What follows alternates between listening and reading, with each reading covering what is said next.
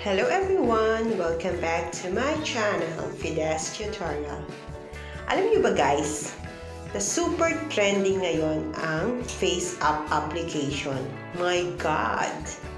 Super trending siya today. Kaya sabi nga ng ating Pangulo, sus ginoo, face mask, hindi Faceapp. Joke, joke, joke. Anyway, ituturo ko sa inyo kung paano mag-download ng Faceapp at kung paano rin siya gamitin. So, let's start. So, click lang natin itong Play Store. And then, type Faceapp.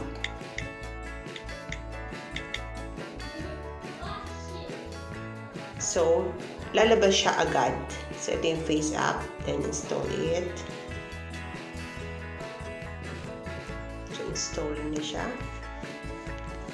And open. Next lang natin siya. And continue.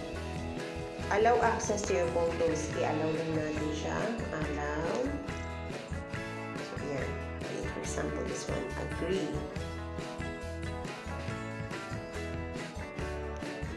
So, dito, makikita mo yung smile. Sample na natin. Smiles. Mamimili ka dyan yung ibang pro. So, dito lang tayo sa free. Diba? Ang galing.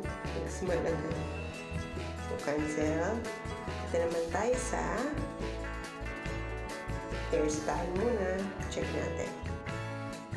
Wow! Fairness. Bagay para sa kanya. Okay. So, ito na yung pinagkakaguluhan ng lahat. Yung gender.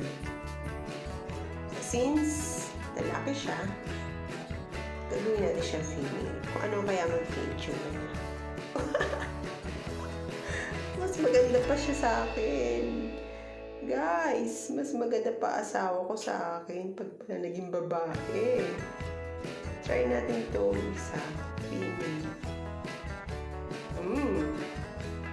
Mas bet ko to. O, diba? Ang galing. Then, apply. Tcharan! Okay. So, marami pa siya rito. Marami ka pa makikita. Pwede mong i-apply sa mukha. Yung fun.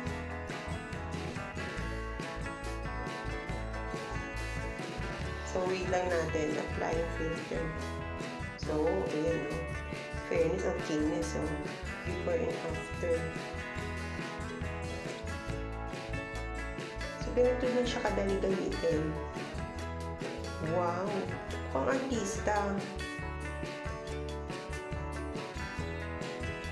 This one. Ay, meron yan.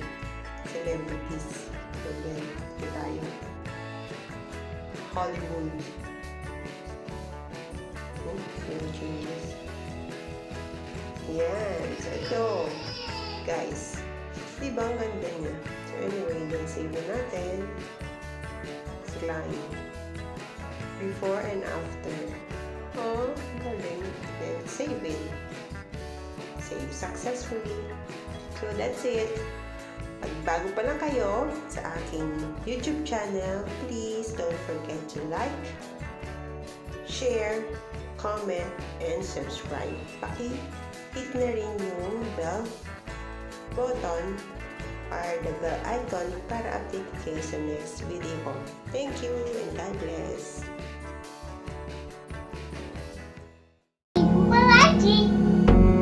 Click the button, click the bell, share the video.